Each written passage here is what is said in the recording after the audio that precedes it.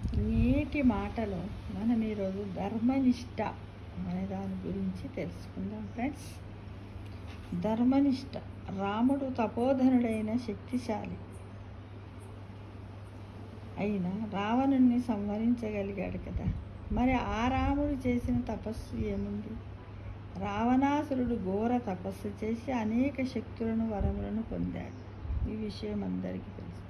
మరి రాముడు చేసినట్టు ఎక్కడా వాల్మీకి రామాయణంలో రాయలేదు, చెప్పలేదే. కానీ రామునికి అంత శక్తి ఎక్కడి నుంచి వచ్చింది? కేవలం ఓ మనిషిగా ధర్మబద్ధమైన జీవనమును ఏ విధంగా జీవించవచ్చో చేసి చూపాడు. మనిషిగా పుట్టాడు, ఎటువంటి మాయలు చేయలేదు. నాటి రాజకుటుంబాలలోని బిడ్డల వలనే ఎదిగాడు, పెరిగాడు. కానీ మిగతా వారిలో లేని విలక్షణత ధర్మాచరణం. ఈ పదము వినడానికి, అనడానికి చాలా సులువుగానే ఉంటుంది, కానీ పఠించడానికి చాలా కష్టపడాలి. ధర్మాన్ని రక్షిస్తే అది మనల్ని రక్షిస్తుంది అన్న చెక్కు చెదరని విశ్వాసం ఉండాలి. ఇందులోని విచిత్రం ఏమిటంటే, ధర్మాన్ని ఆచరించడంలోని కష్టము పైనుండి చూసేవాడికే కనిపిస్తుంది. ఆచరించేవాడికి కష్టం అంటే తెలియదు. అతను ఓ ఉత్తేజముతో నిండి ఉంటాడు కాబట్టి. శోకము, భయము అన్నవి అతని దరిదాపుల్లో కూడా ఉండవు. ఎందుకంటే తాను చేస్తున్నది ధర్మము అన్న నమ్మకము పరిపూర్ణముగా అతనికి ఉంటుంది కనుక. తండ్రి ఇచ్చిన మాట కోసం విశ్వామిత్రుణ్ణి అనుసరించాడు. తన వినయంతో విశ్వామిత్రుని అనుగ్రహాన్ని పొంది ఎంతో తపస్సు చేస్తే కానీ సాధించలేని అనేక అస్త్రశస్త్రాలను కైవసం చేసుకున్నాడు. పితృవాక్య పరిపాలన, గురువుల యందు గౌరవము, ఏకపత్ని వ్రతము, ఆశ్రిత జనరక్షణ తన ధర్మములు అని ఆచరించి చూపాడు. అటువంటి ధర్మాచరణం వలన రాముడు తపోధనుడయ్యాడు. రావణాది తపశ్శక్తి సంపన్నులైన రాక్షసులను కూడా సునాయాసంగా వధించగలిగాడు.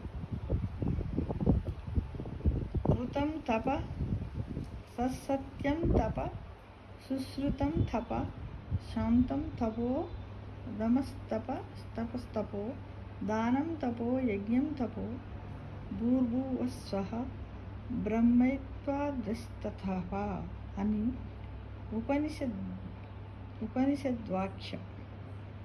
రుజువర్తనము, సత్యవాక్ పరిపాలనము, వేదశాస్త్రముల అధ్యయనము, శాంత స్వభావము, బాహ్య ఇంద్రియములను అదుపు చేయుట, అంతరింద్రియ నిగ్రహము, దాన ధర్మములను ఆచరించుట, యజ్ఞములను నిర్వహించుట, బ్రహ్మమైన గాయత్రిని ఉపాసించడము మొదలగును అన్నీ తపశ్చర్యలే, దివ్యశక్తి ప్రదాయకములే. దీనిని బట్టి మనం అరణ్యాలకు వెళ్ళి దీర్ఘకాలం ఆహార పానీయములను వదిలి జీవించడం ఒకటే తపస్సు అని అనుకోనవసరం లేదు. మనల్ని తపింపజేయు ధర్మబద్ధమైన ఏ కార్యమైనను తపస్సే అని గ్రహించాలి ఫ్రెండ్స్.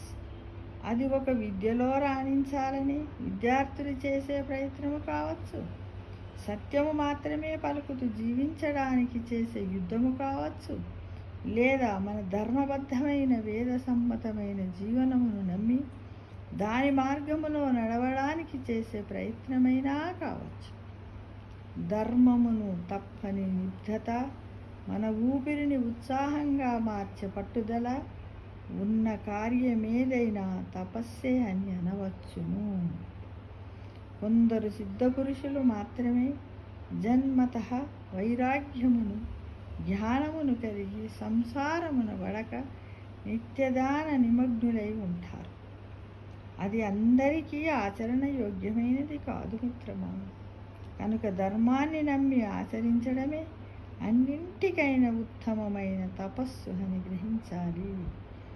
ఇది గృహస్థులకు మాత్రమే సాధ్యం. సంసారానికి భయపడి అన్నింటిని వదిలి అడవులకు పారిపోయి చేసేది తపస్సు కాదు అని మనం గ్రహించాలి. సమస్త లోక సుఖినో భవంతు అంటే ఈ విధంగా రాముని కంటే ఎక్కువ శక్తి సంపన్నుడైనటువంటి రావణుణ్ణి రాముడు ఎలా సంహరించాడు అనే దానికి ఇది నిదర్శనమని మనం గ్రహించాలి మిత్రమా.